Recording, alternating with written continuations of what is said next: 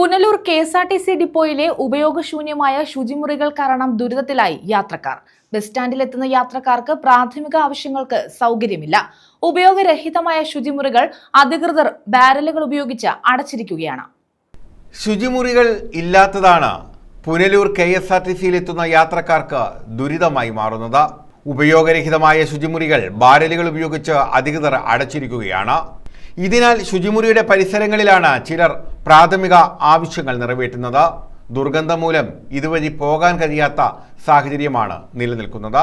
സ്ത്രീകൾ ഉൾപ്പെടെയുള്ള യാത്രക്കാർ ഏറെ ബുദ്ധിമുട്ടാണ് നേരിടുന്നത്. മഴക്കാലമായതുകൊണ്ട് തന്നെ ഗുരുതരമായ രോഗഭീഷണിയും നിലനിൽക്കുന്നു.